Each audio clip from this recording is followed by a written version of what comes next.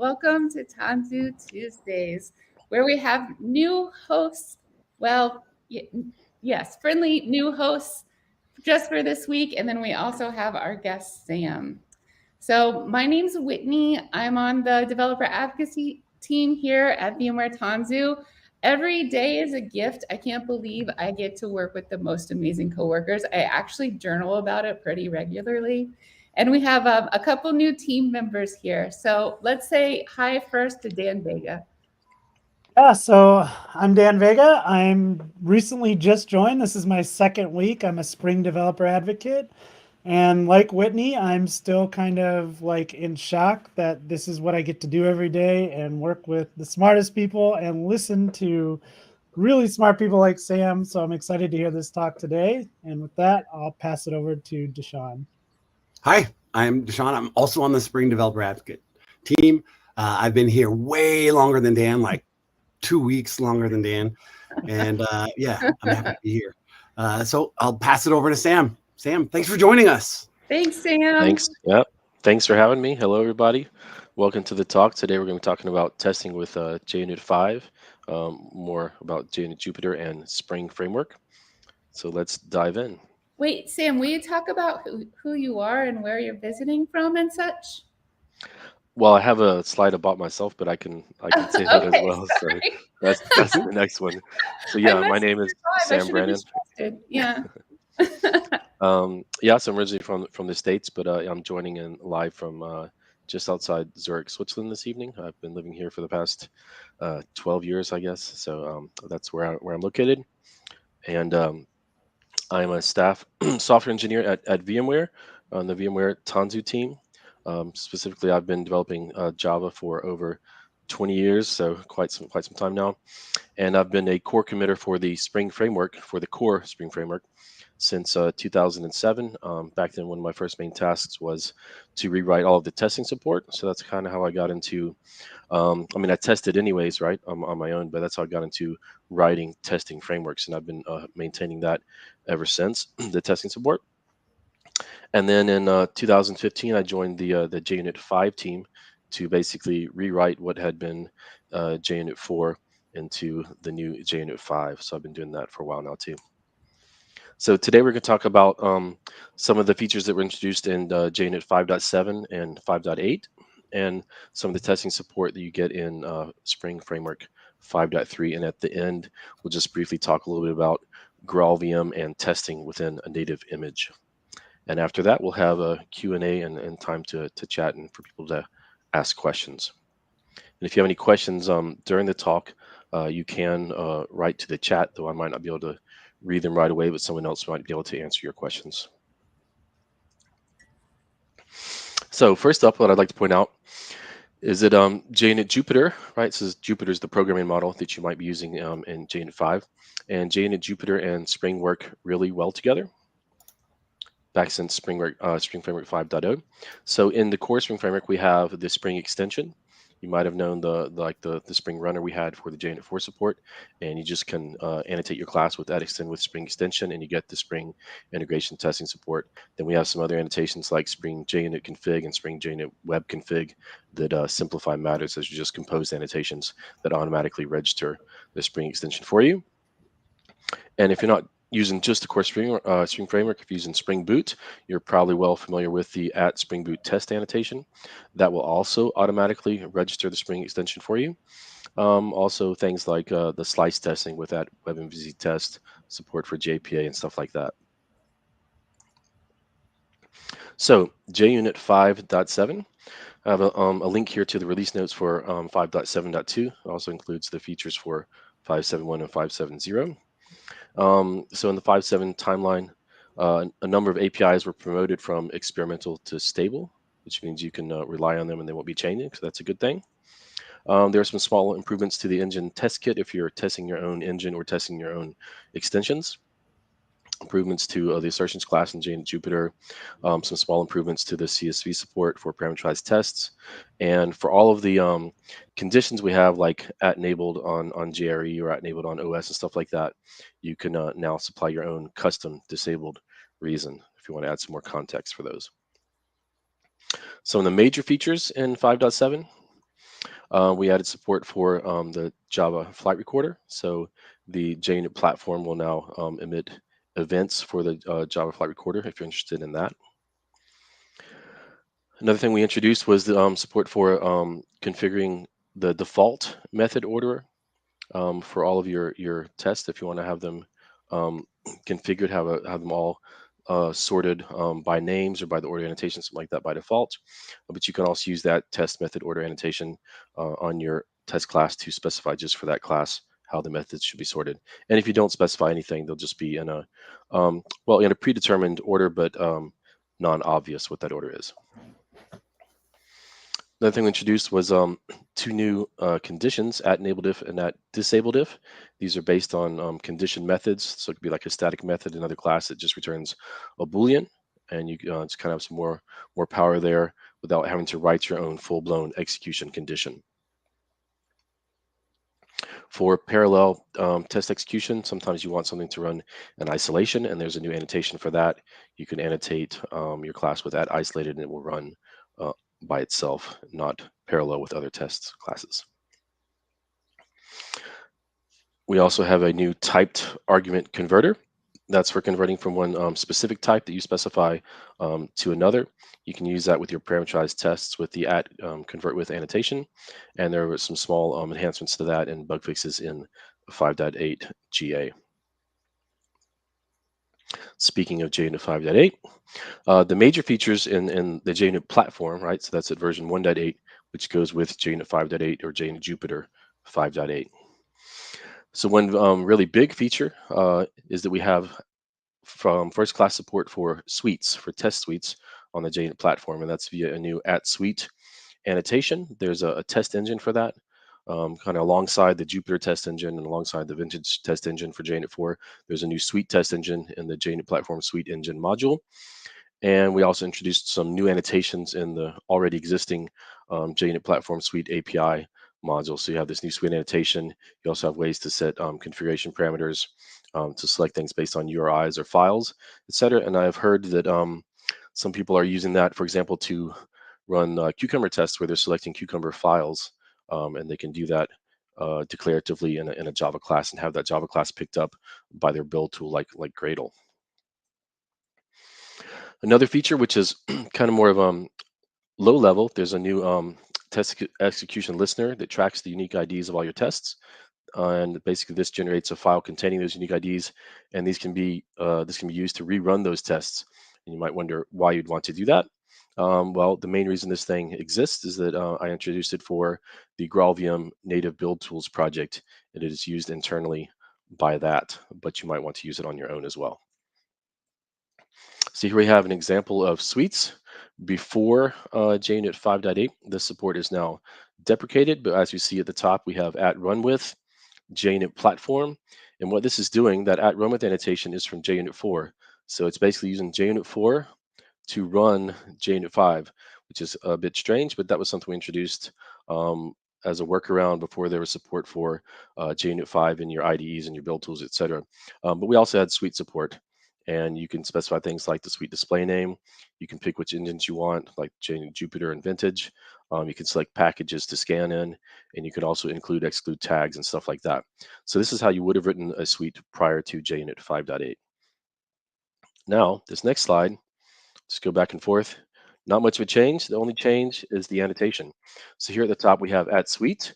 And what this is going to do is actually going to use JUnit 5 to run JUnit 5, which makes a lot more sense and integrates better into IDEs and your build tool, stuff like that. And you also no longer need a dependency on JUnit 4 in order to have suite support when using just JUnit 5 or some test engine that's running on the JUnit platform.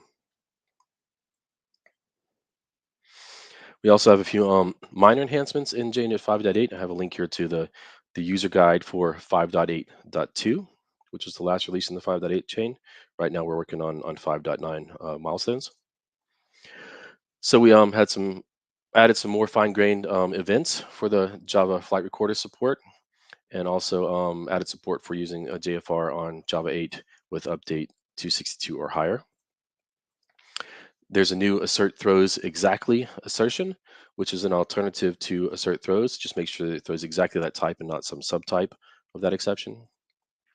There's a new assert instance of method. You in the past would have used assert true and just had your own instance of check, and now you have a real dedicated method for that, and you get better error messages when the thing you're asserting is not an instance of what you're looking for. For extensions, at register extension can now be private. Those fields can now be private, which they weren't allowed to be in the past. And now let's look at some of the bigger features. So first up, we have test class execution order. So we already had the method order API, as we mentioned earlier. So you can order the methods within a test class. But with JUnit Jupiter 5.8, you can actually order the test classes within your test suite. And there's a new class order API for that. It comes with some built-in implementations. You can do it based on the class name. So that's going to be the fully qualified class name, including the package. You can do it based on the display name or on the order annotation, the at order, giving it a number like 1, 2, 3, etc. Or you can have them all executed randomly. And you can, of course, implement your own. Now, if you want to set up a global one that's applied every time you run your test suite, you can set the JUnit Jupiter test class order default configuration parameter or as a system property and just specify the fully qualified class name of one of these class orderer implementations. For example, maybe you just want to run everything randomly for a build or two just to see if everything's working, make sure you don't have any dependencies. Also in the wild, I saw a blog or a tweet, maybe it was anyway, someone in the Spring community wrote one of these that basically sorted their test classes based on kind of some Spring Boot and Spring annotations running their maybe it was the Spring Boot tests first, and then the basic Spring integration tests, and then the unit tests, or maybe it was the other way around. But you can imagine you can come up with different ways to order your test classes within your test suite. And if you want to change the order of nested test classes, you can use the at test class order annotation and then specify that the nested test classes should be run in a particular order. Here we have an example. We have at test class order on the class and class order annotation. And then we see we have two nested test classes here. The first one is at order 1 and the second is at order 2. And these nested test classes will be guaranteed to be executed in that particular order. So many people probably are familiar with the at Tempter support that creates a temporary directory for you in your JUnit Jupiter tests. And due to popular demand from the community, there was lots of discussions on the issue and different proposals for how it should be changed. Basically, the Tempter previously created a single temporary directory per context, so for the class or for the test method. But now it can be used to create multiple temporary directories. If you have a need for multiple temporary directories, you can just declare multiple Tempter fields or multiple Tempter parameters in your test method, for example.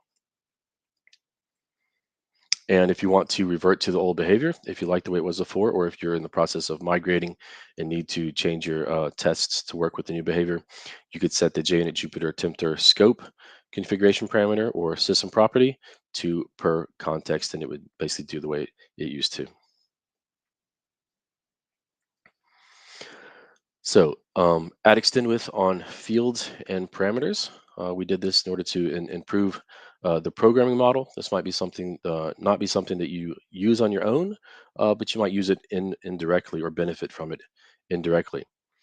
So in the past, you could say add register extension for fields to register an extension programmatically.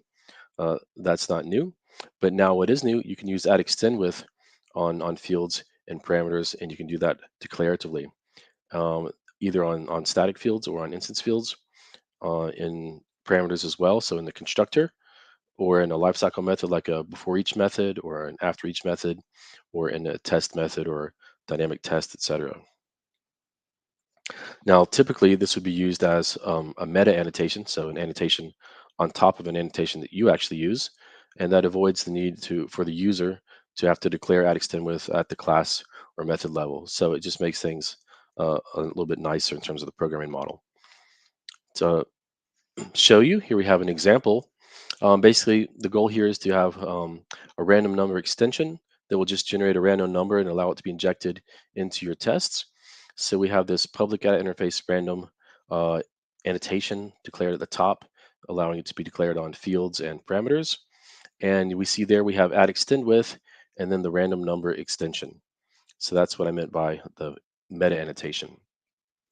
Then the class doesn't need to be public because users don't actually need to know about it. They only need access to this public at random annotation. And if we were to see that in an example with code, a class that makes use of this random number tests, we can see we have at random on a field, we have at random on a parameter to a constructor, at random on a parameter to a lifecycle method, and this before each method, and also for a test. And here, each time that extension would be registered for you automatically behind the scenes. So that's how it improves the programming model and simplifies things for people using a feature from some third-party framework. Next up is a new named API. Basically, it's just a container and it associates a name with a given payload, but the meaning of the payload depends on the context in which it's used. If you want to specify one of these, you can use the static factory methods named of or named, and the latter one is intended to be used with a static import in your Java class. So one use case is dynamic tests. If you've been using dynamic tests stream to create a stream of dynamic tests on the fly programmatically, that can now consume named input, and it will use each name value pair as the display name and the value for the generated dynamic test. Another use case is in parameterized tests. So if you're using at method source or at argument source, the arguments that those methods return or that argument source returns, they can now have explicit names supplied via the named API, and that name will be used as the display name instead of the argument value. And little side note on that, I implemented support for CSV headers, which we'll see later on, and internally that actually makes use of this named API to benefit from this same feature, to be able to provide a name from the CSV header in your display name for your parameterized test. So here we have an example.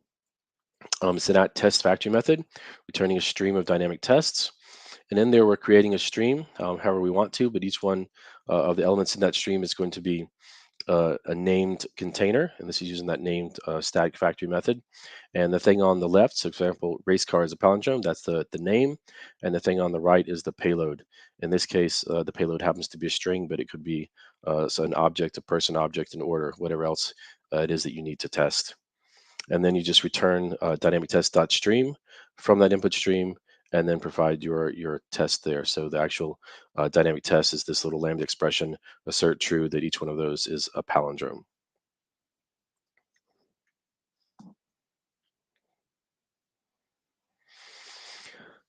The next topic we have is support for AutoClosable arguments. You might be aware of the AutoClosable interface in Java.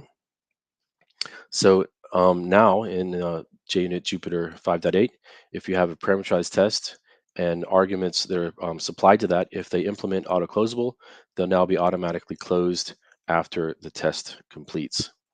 So this allows you to clean up things automatically without having to invoke close or stop whatever on your own. For example, if you need to clean up some files, stop a server, etc., this would now be done for you automatically. If you're familiar with the extension context store, there's support in there for a closable resource if you're writing your own extensions, and this support is analogous to that, but we decided to go with the standard Java AutoClosable interface for this feature in parameterized tests. We have some additional small enhancements that have been added in JUnit Jupiter since the 5.8 GA release, so in 5.8.1 and 5.8.2. I have a link here to the release notes for that.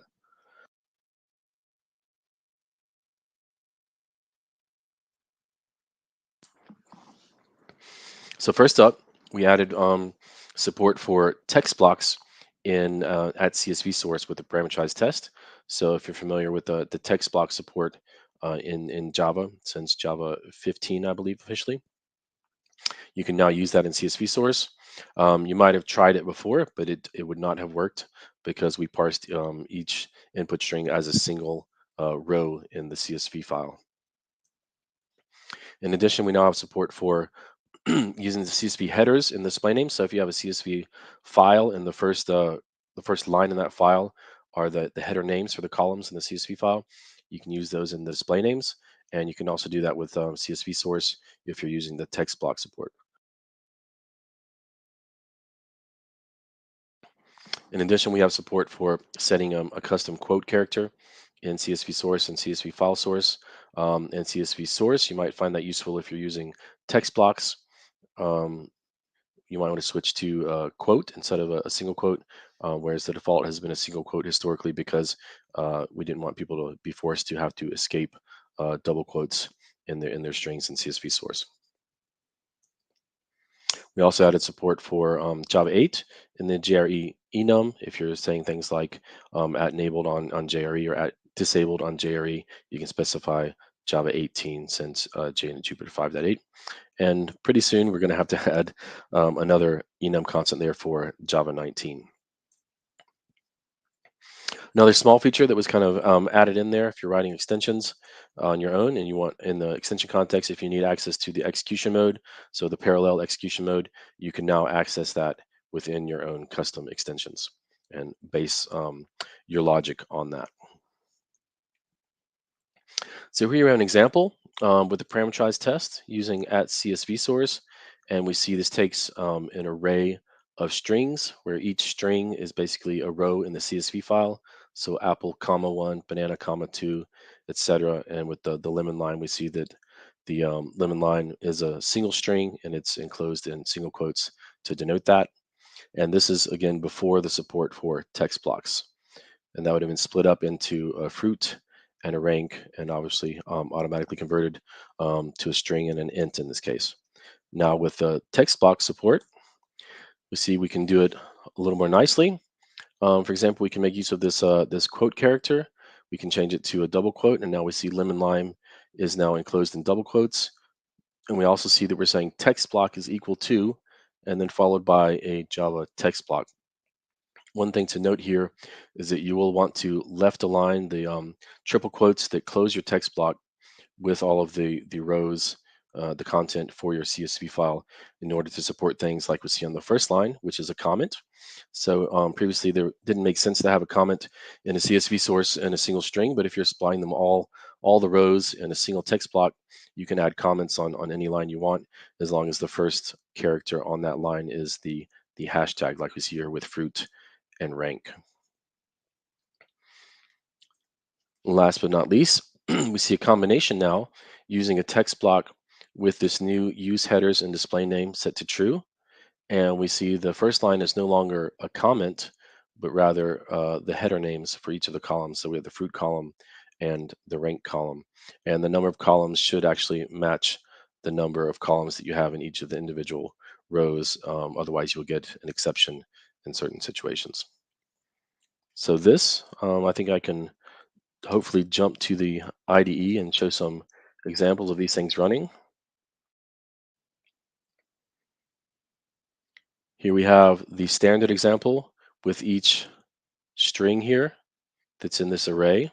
And if we were to execute that, we would see the output there with fruit equals apple, rank equals 1, etc. for each of those.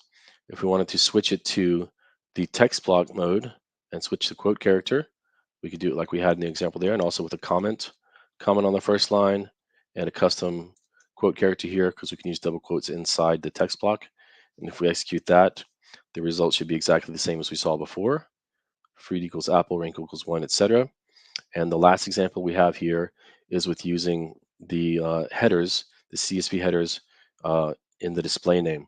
Now, one thing to note is we have changed the name, the display name we want to use. We're using the arguments placeholder instead of the arguments with name because we don't want the names of the arguments coming from here, the fruit and the rank. We want the names coming from the fruit and rank columns in our CSV file, in our in-memory CSV file. So if we execute that now, we'll see something slightly different. Same number of tests, but now we see each fruit equals apple, but this is the all capital letters fruit coming from the CSV header name there. So this just adds makes it a bit nicer to work with CSV sources in your Java code, being able to use a text block, being able to use comments if you want, being able to use custom quote characters, and being able to use CSV headers as well.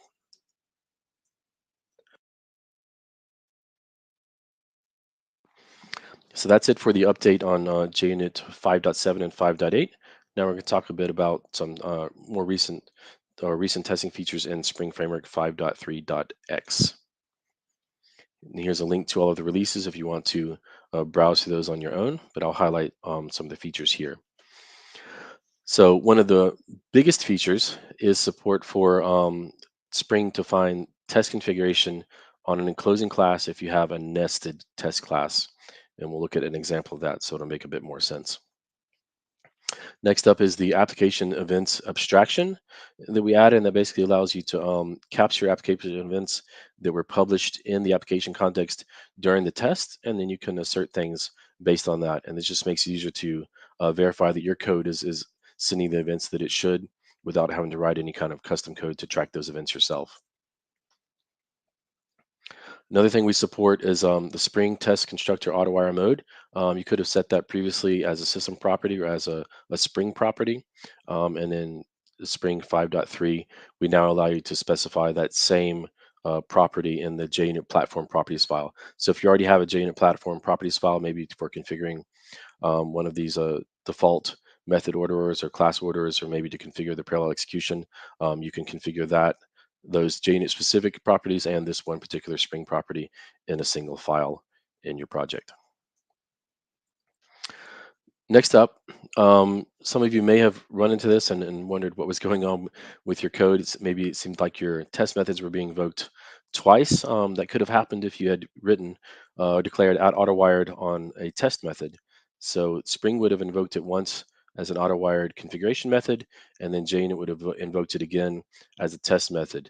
And since we don't want that to happen in Spring Framework 5.3, we added some detection for that, for scenarios like that, and Spring will now throw an exception if you have @autowired on one of your like a before each lifecycle method or a test method or a parameterized test method, etc. We've also added some improvements for file uploads and multi-part support as well if you're using mock MVC and the mock REST service server, and various enhancements for our mocks for the servlet API for the request and the response. If you're using the SQL script parsing support, we've just improved the parsing there a bit regarding delimiters and comments and delimiters inside comments, so you can make more use of comments in your scripts and still have them work with Spring's SQL script parsing support and the SQL annotation, for example. We also introduced a small exception collector testing utility. You could use this on your own if you wanted to. If you basically want to have some kind of support for soft assertions or gathering a bunch of exceptions and then having an assertion thrown at the end. And that's actually used internally for the new soft assertion support that we introduced in mock MVC and the web test client. And we'll see some examples of that. For HTML unit, if you're using that with mock MVC, we added support for configuring basically an in-memory file with HTML file input that's set data from the HTML unit API, and we now process that correctly within mock MVC. We also cleaned up some, or added some support for configuring the character encoding when you're using the mock HTTP servlet response. So you can set a default one, just like you might want to set a default character encoding in your servlet container, Tomcat, etc. And we allow you to set the default character encoding for the responses when using mock MVC. Now this is just a tip. Try to use text blocks wherever you can, wherever it makes sense. If you're on Java 15 or higher, sometimes it works, sometimes it doesn't. You just have to give it a try. And as a concrete example, if you're using @SQL with Spring and using the statements for inline statement support, um, before text blocks were supported, you would have entered individual statements as strings. But it turns out that that works out of the box. If you want to switch it to a text block, you can have multiple statements within a single text block, and they will be executed correctly. So that's just a case where it happens to work. Give it a try. And my tip is basically try stuff out, see what works. Try it with JUnit, try it with Spring, try it with other frameworks.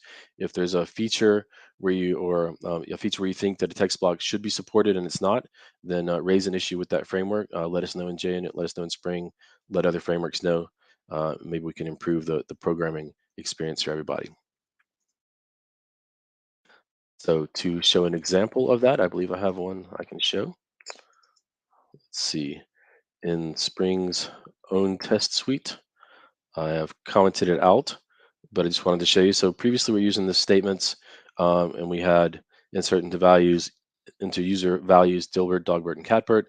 That could have been multiple statements, separated, comma separated in an array, or you could switch. Let's just make sure that it works as is. So as the one statement. Are we not seeing full screen here? Let's see. So there are the results.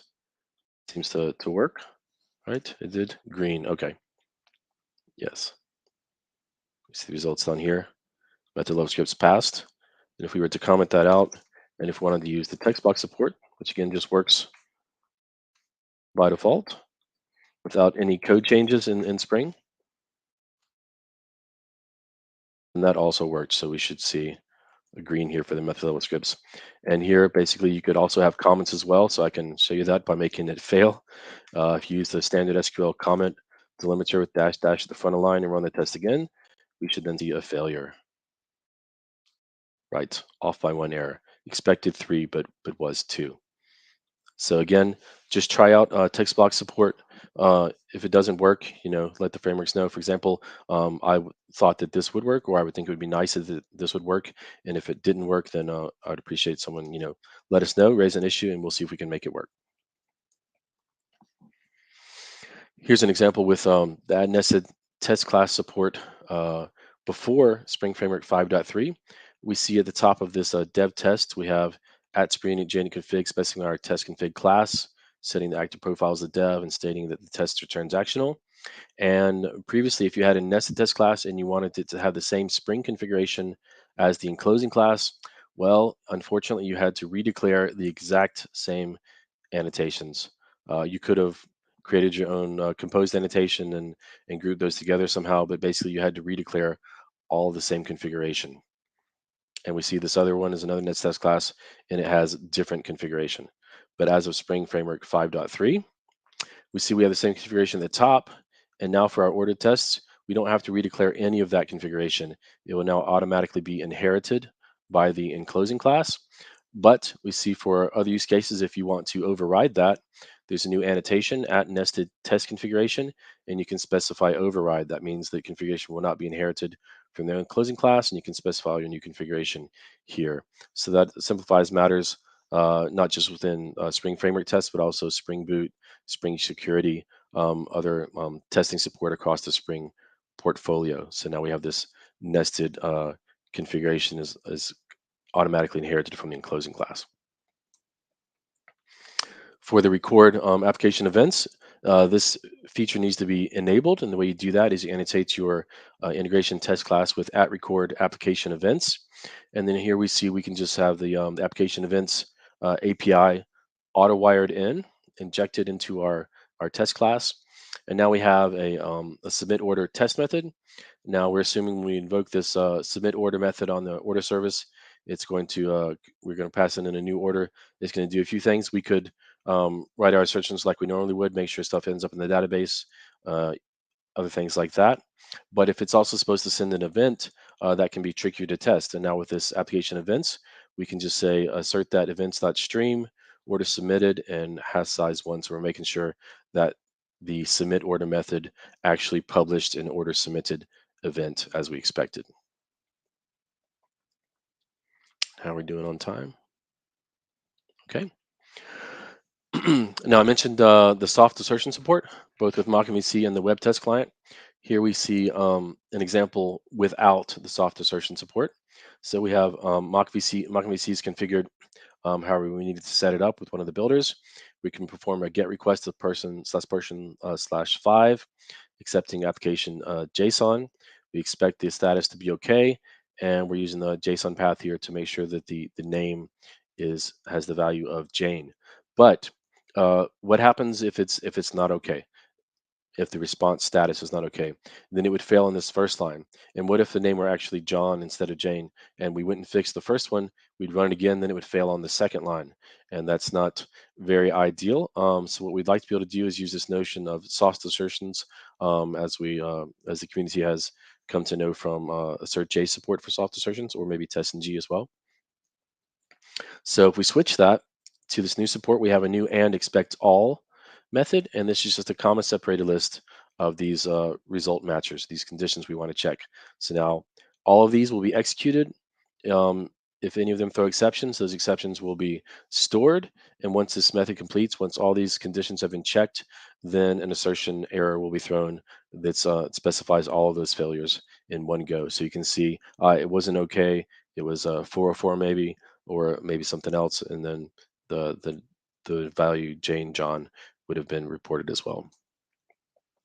Similarly, with the web test client, if you've been using that API, that's a Fluent API. We have web test client here with a GET request with this particular URI and invoking exchange, and then after that we can perform expectations or assertions on the response. So here we're saying we expect the status is okay, and here we're saying we expect the body when converted as a string is equal to hello. And again, just like with MVC, if the first assertion here expectation fails, an exception would be thrown right then, and the additional expectations would not be checked, and you'd have to run the test multiple times. But with Spring 5.3.10, maybe I believe it was, now we have a new dot expect all method here. Now, since this is a Fluent API, in contrast to what we saw with mock MVC, where all of the methods are static imports, we need some way to get the context. So this is going to be the response body context, I believe it is, response body spec. So each of these is a consumer of that spec. So we say here, for example, with the lambda expression, spec points to spec dot expect status is okay, and similarly for the expect body.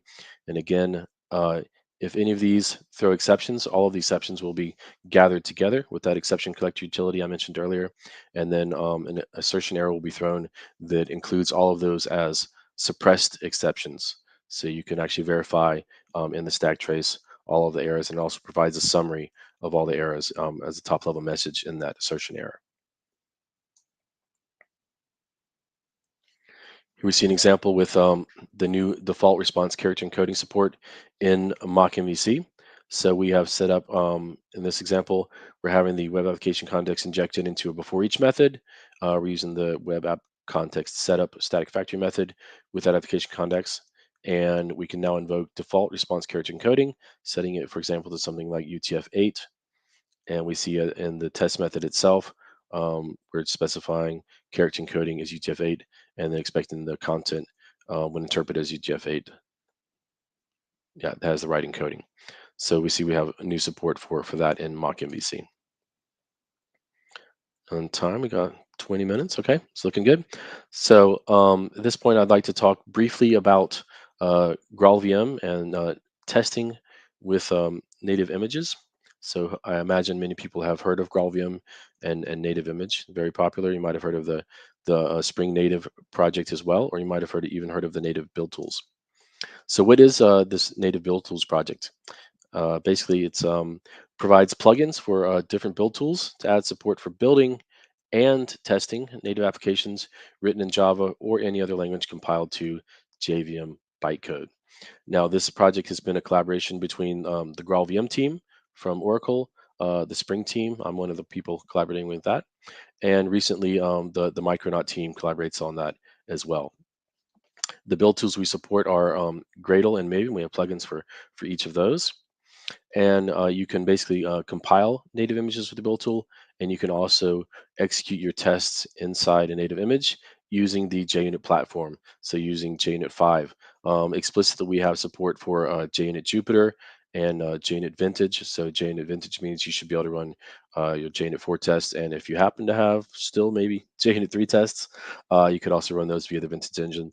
And in theory, you could also run any other test engine that works on the JUnit platform and also works in a native image. So you might have to provide some special native configuration to get that to work. But again, most importantly, JUnit Jupiter support and JUnit 4 support should be there out of the box.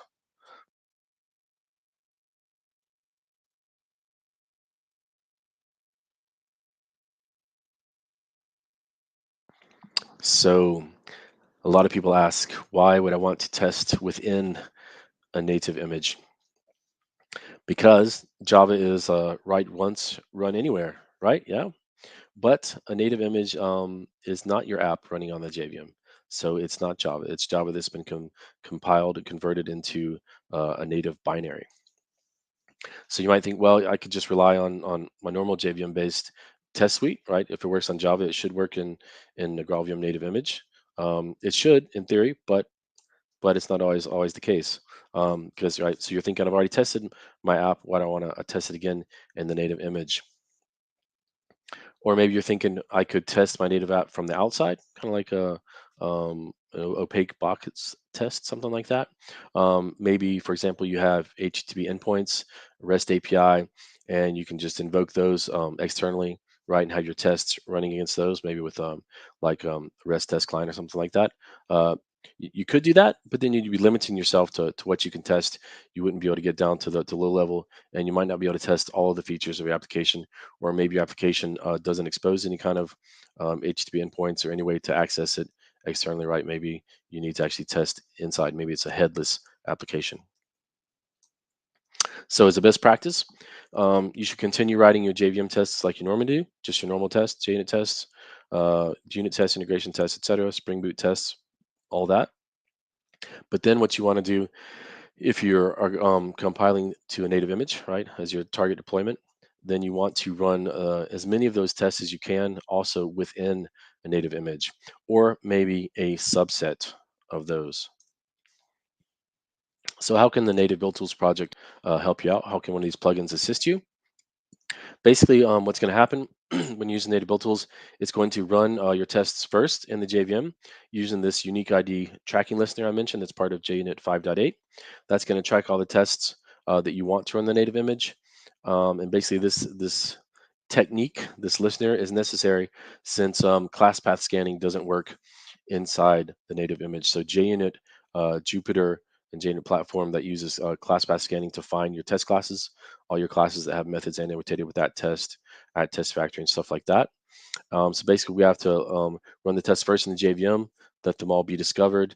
It's also a nice thing to make sure the tests are passing first in the JVM, and then create this file. And then um, what's going to happen is it's going to run inside the native image. Now, one note here I have, if your tests themselves or the code you're testing requires reflection, you might need to run your JVM tests with the GraalVM agent, and that's documented in the documentation for the native build tools, how to do that. So again, it's going to compile all your app and your test into a native image similar to your production code, but including the JUnit support in it. Specifically, technically, there's a JUnit platform feature that's a GraalVM feature, the implementation of that API that's part of the native build tools, and it will basically run your test. It'll launch the JUnit platform inside the native image, run all your tests inside the native image, and it's going to um, output the results to the console and also to the JUnit standard, de facto standard XML test reports. So you should be able to integrate that into your CI server, for example, to see the build results as long as you point to the output directory for this. So how do you use these tools? Don't really have the time to go into detail here or to do any demos with that, but basically I recommend you check out the instructions for how to set up your Gradle or Maven build on the GraalVM Native Build Tools website.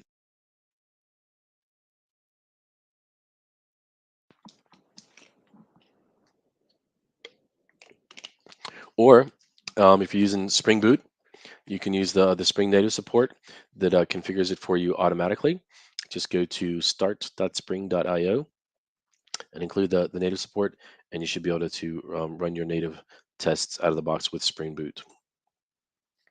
So for example, Gradle native test, or if you want to run it with the agent, you can specify -p agent to run the JVM tests with the agent, and then also to run the agent will generate native configuration for you. And if you specify -p agent when you run native test, it will then include that automatically generated configuration for you when you're running your tests. So the reflection configuration, resource configuration, and stuff like that. And on Maven, -d skip. I think that should actually be -d skip native build perhaps. And then basically the -p native and then test. So the -p native is a profile that you would set up called native, and there are examples for how to set that up on the native build tools website in the documentation, and the Spring native support and the Spring Boot in your POM would already have that configured for you if you're creating that from start.spring.io. Some things to keep in mind if you're going this route, if you're using a native and you want to test in there. Not everything is going to work in a native image as you'd like. As already mentioned, class path scanning does not work. Dynamic class creation, so you might run into issues with things like ByteBuddy or Mockito or various mocking libraries. On that note, the GraalVM team is investigating ways to work around that or trying to find a solution.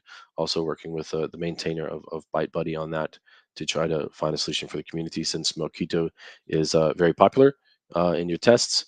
And right now, if you wanted to run your test suite in the native image and use Mockito in a lot of places, you would have to find some way to disable those tests for the native test run. So to do that, you might do that via tags, or maybe via some kind of custom execution condition that you've written in JUnit Jupiter, or you might want to specify a different way to exclude those and make sure they don't run inside the native image. Another note is that building a native image can take a long time. Even if you have a supercomputer, it might take considerably longer than your normal build. I mean, if your normal build takes 3 to 5 minutes, your native image build might take 10 minutes or more. So it's probably not something you want to do multiple times a day. And in fact, you'd probably like to have a dedicated CI pipeline as a better choice to have that running maybe at night or running on a CI server, so you can still be more productive on your local machine. But the build times are improving with each release of GraalVM native support, so things are looking on the bright side there. At this point, I think we can open it up for Q&A. I can also do, if there aren't really any questions, if people want to see a demo of one of the features I talked about, it might be possible that I jump back to the IDE and just demo something. Great. I actually want to start right there with the native builds. Is this, so as a developer, I'm writing tests. Is this something, should I be focused on writing specific tests for native, or do we want to just make sure all the tests that I'm writing go ahead and pass when we run them as native tests? Like, should I be focused on specific tests for native, or no? I just want to make sure they pass. So ideally, no, right? You don't want to do that. You want to make sure you're writing your tests the way you normally would, and you want to run them. So basically, when you write a test, your test is the client of your code, right? And it's making sure that it works the way you expect it to. And if you expect it to work a certain way, you expect it to work the same way inside the native image. So you shouldn't, in theory, have to be writing tests that target native. However, obviously, if someone reports an issue and says, this doesn't work in native, then write TDD, right? Test driven development. You would write the failing test first, right, for the native feature, making sure that it works in JVM, and then get it fixed in native. Now, normally you shouldn't have to do anything specific on native, but that's not always the case. And if you look in Core Spring, there's a class called Native Detector, and you can it has a static factor method. You can say native detector in native image. And right now we're just supporting GraalVM for that. We might support additional native runtimes in the future, maybe if Project Light or something like that comes to fruition.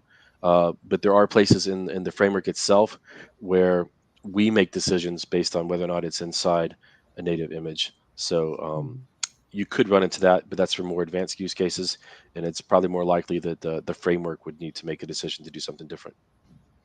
Great, thanks. What did you think that there was a command, you did the Maven test, and there's a -d skip, and you thought it should have been something else? What did you think it should be? Well, let's see if I can pull that up. Let's see. I've been doing native builds on Raspberry Pis on ARM64. So I took that, and I've been doing the -d skip tests when I'm doing my native builds. So now I'm executing. I just kicked off a -p native with tests to see how that works. It's working as expected so far. Good. Just wondering what Good. What am I supposed to be skipping when I'm doing this? So there are well, there's two things. You can skip tests, right? So that's the Maven standard Maven support that'll skip the JVM tests and the native tests. And if you go back, maybe the last commit, I just merged the commit today. I just added support for skip native tests.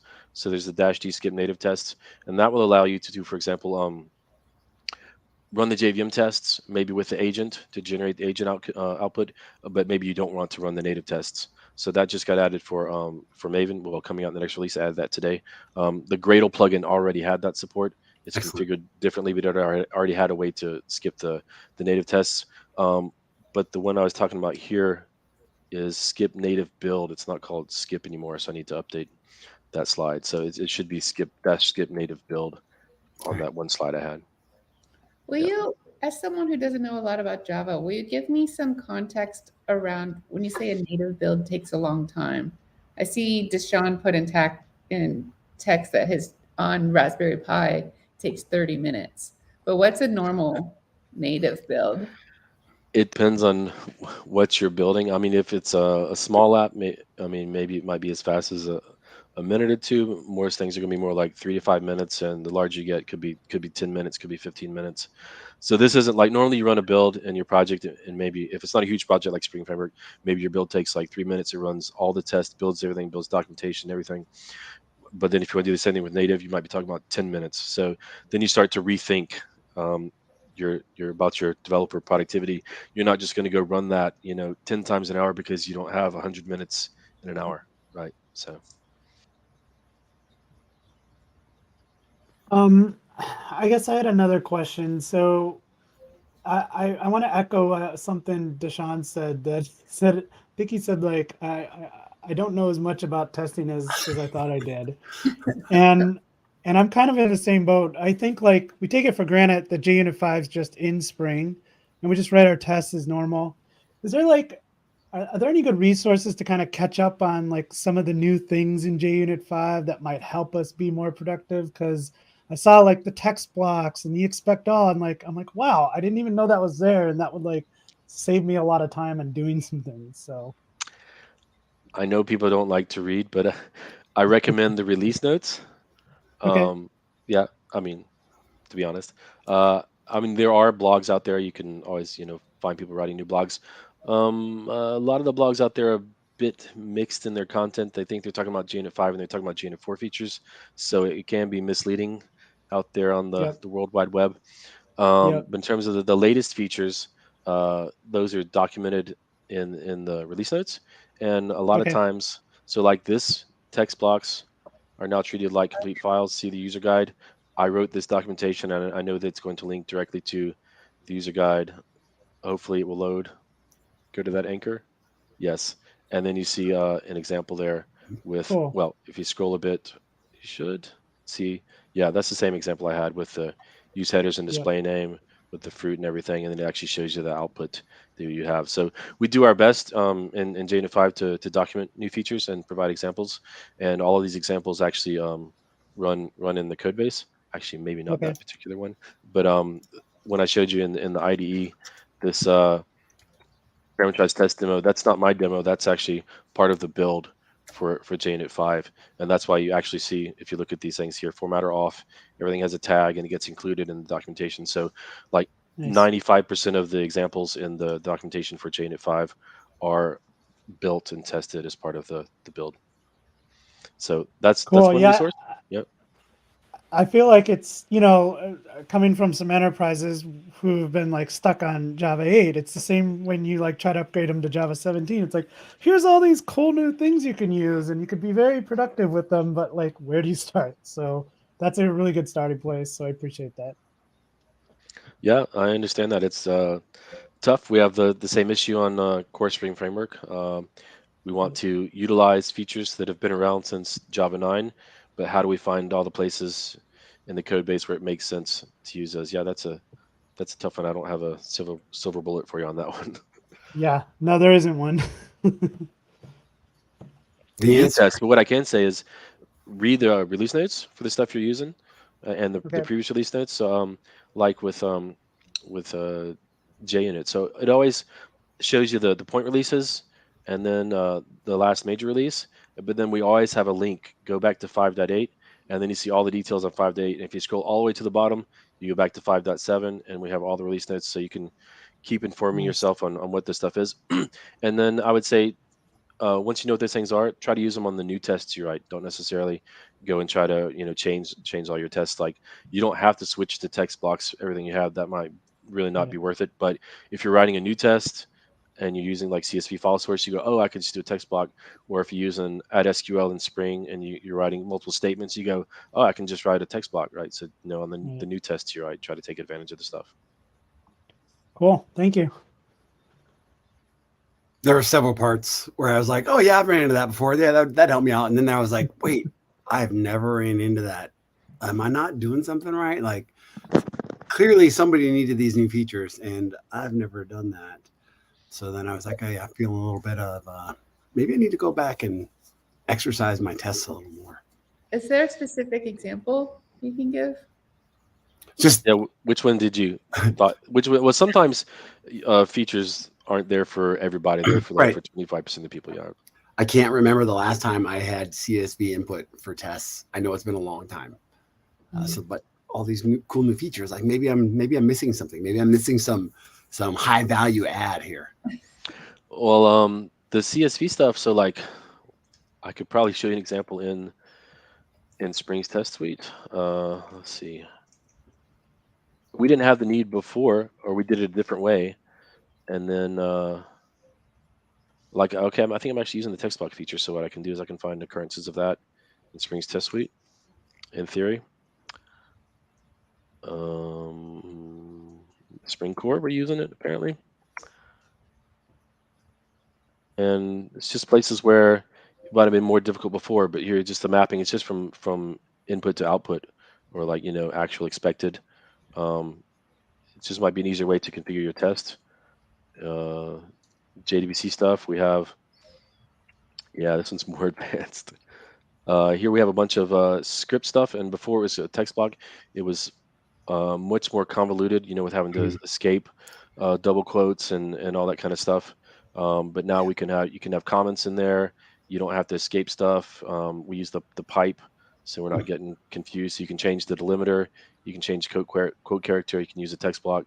So it just opens up new possibilities. And unfortunately, that's not syntax highlighted the way I've heard. I know, I'm sorry, I use Eclipse, but if you use IntelliJ, there's some feature in IntelliJ where you could say I wasn't going to you say can like anything. annotate this and it will display that in SQL syntax highlighting.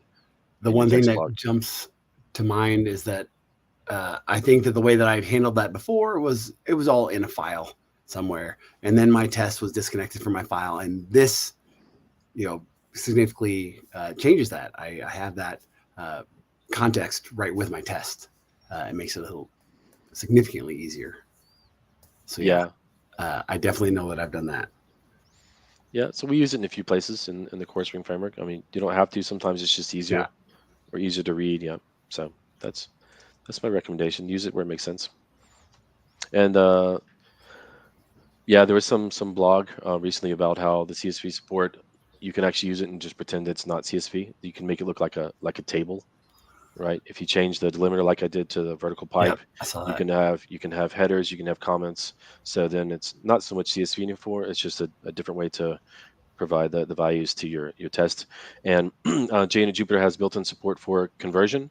Obviously, all this stuff is a string, but converting it into lots of different standard types, and we even have support for magically picking a constructor that takes like a string or something, converts it to type. So different stuff like that, and you can write your own converters. So it's a cool feature. It's one of the I think originally we didn't think it'd be used so much, the CSV one, but I think it's used a lot now. People start to use it a lot more. Right on. It's exciting from top to bottom. This is where it gets really awkward. Sam, I've been a long fan for a long time, or a big fan for a long time, and I want to say thanks. It's weird. Hey, I'm new to the team, and now we're on kind of the same team, same big umbrella. But I was also a developer and engineer and consuming all the cool stuff that you did. And in one time even, you answered one of my Stack Overflow questions. Oh, wow. And I remember it. I remember with my small team of 3 engineers that was the thing. Like, you know, as many engineers are, they're just like stuck on this thing that's, you know, it's going on days now, and we just need a little bit of help. And then once you get unlocked, it's like, well, what? It was an easy fix, but we just didn't know where to find it. And then, and then everything goes full speed again. And I remember that feeling, and I just want to say thank you. You're welcome. Thanks for mentioning. You've made my day now. Much appreciated. Do we have any questions from viewers or in the chat? It doesn't look like we have a whole lot of questions.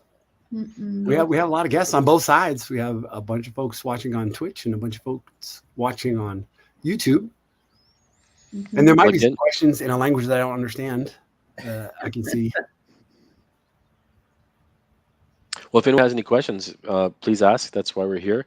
Again, if you don't have a question, maybe I mentioned the feature in the talk and you want to see it in action.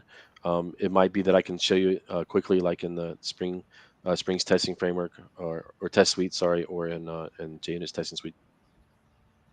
Yeah, and I'll just mention it because, again, people may not know, if you kick off a new project at start.spring.io, that JUnit 5 is a default now. So take advantage of it, find some new features, use it.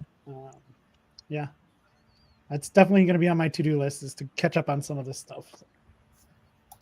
We've all got so much work to do, but we're going to do the hard things until they get easy, right? We'll just keep on doing it. We got a thanks, Sam and everyone from Unbu Sampath. You're welcome. Thanks for joining. Yeah, I don't have any other questions. I just know that I've got a lot of work. I got to practice. Deshaun's like, we need to end the stream so I can go play with all this new stuff I just You guys weren't following along. I was following along. started. Trying to make sure that I had some of these things in place. And like I said, I'm doing these things on Raspberry Pi. So I'm right now compiling methods because I did not do the -p skip native build because I didn't have the latest version yet. But I'll be looking for it for sure. I'll be looking for that latest version. Okay.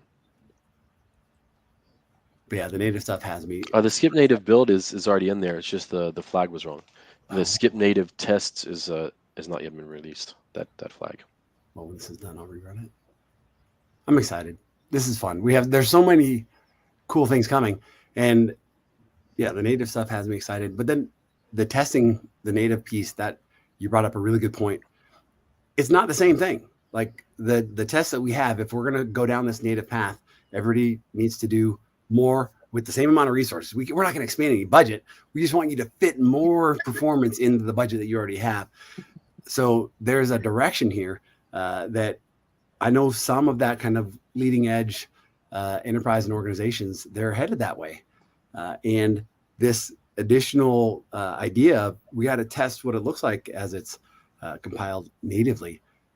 That's a really good point. And it didn't skip by me. I'm like, this is going to be an extra step. And I'm wondering, along with the ordering and all that kind of stuff, if I'm ordering my classes for, say, a certain route through end-to-end tests, but then maybe I want to go in a different route. Is there a way for me to like rerun that suite? What's that look like? Like, hey, I ordered my tests in this way to test this path, and now I want to order them in a different way to test a different path. Through that You can. So there's the class order API you can implement. Like I said, there's the random support. You can do it based on the package names, or you could flip the package names, and run it in reverse order, or you can write some custom thing. Like I mentioned, someone in the community did that for their application or at their company, their test suite for their Spring Boot tests, and they so you can access any of the annotations on there, and they looked up Spring Boot test.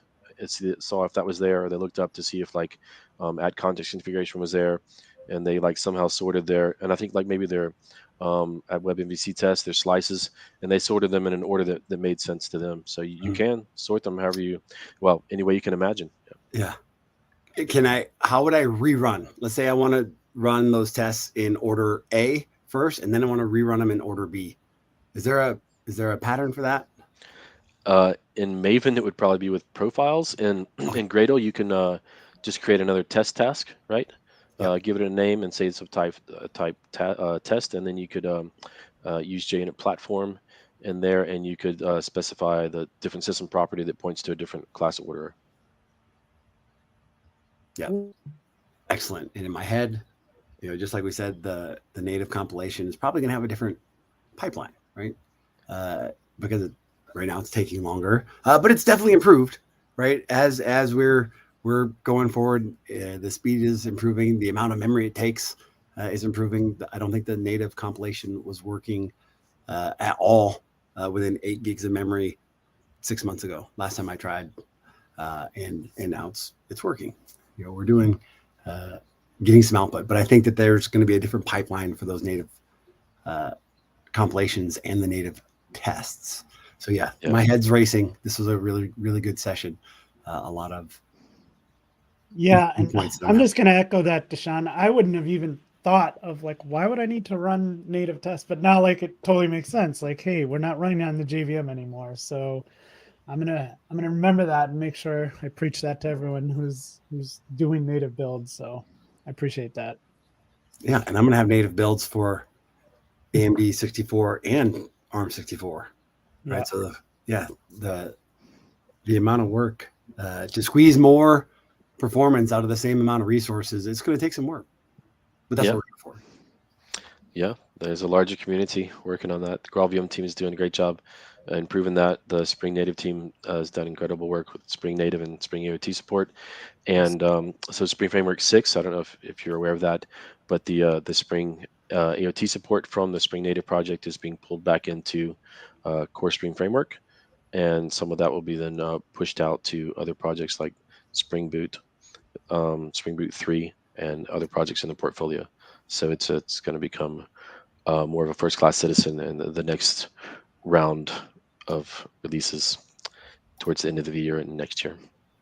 And I'm pretty sure we have a milestone release of Spring Boot 3 already, right? Yep. Mm-hmm. There's an M1 out there. Based on Framework 6 milestones, yep. It's exciting. So yeah, exciting year with Java 17 baseline, Spring Boot 3, Spring Framework 6, and all the JUnit goodies in JUnit 5. So it's going to be a fun year. My ARM 64 native test passed. Good. It's on. 30 minutes and 12 seconds. 18 minutes. Okay, good. 18 minutes. Nice. Yeah. This is great. Yeah, you almost need a dedicated box to run those tests on. I do know some people that have an additional computer that they run the native tests on or the native builds on. Oh yeah, those are all. It's all over there, and somewhere in the near future we'll be running KPack on the Raspberry Pi cluster. Just stay tuned; it'll be up there. Somewhere in the future, we'll get there. So yeah, this is great. This is fun. I'm learning stuff. I'm doing new things. I hope this is good for the audience, and the audience is picking up some things. And it's always nice. Sometimes it's nice to just have that refresher, here's a reminder of those things that you've been doing for years, and they've been improved a little bit. So it's nice to get that refresher and get caught up. I appreciate it. Yeah. I think that's all. Hello to Findle, who comes to see us. Oh, this is a bit. Oh, we have some activity. Yes. So yeah, Findle's a buddy who hangs out in Layla's stream. Hello. Findle has a cat named Zelda. But Findle's says this is a bit outside of their normal comfort zone, but always good to be exposed to new things. So thanks for joining, Findle. I think we're just wrapping up right now, but Layla's stream is starting here on the channel in about 20 minutes. So stick around. She's doing her .NET in the Wild show, and she's going to have Jeff Fritz as a guest.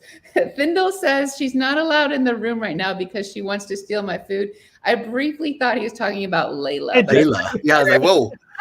I'm pretty sure he was talking about Zelda the cat. You got cookies. So Layla's not allowed either, says Findle. All right. On that note, this has been a lot of fun. And stick around to see Layla stream soon. Tomorrow, I'm going to do my first stream ever, but on my personal Twitch channel. Yeah, Wiggity Whitney. And all it is going to be is me just setting up my Twitch and my light board and trying to get ready for when I actually do my show for real sometime next month. But hang around for that if you want to see me be completely vulnerable and out of my element.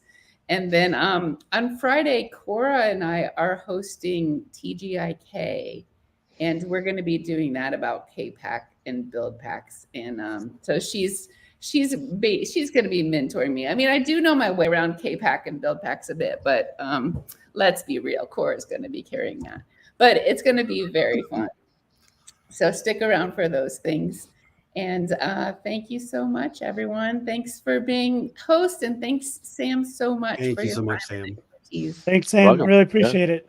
Thanks for being here. Thanks everybody for coming. Hope you learned something. All right. See you Goodbye, online. y'all. Cheers.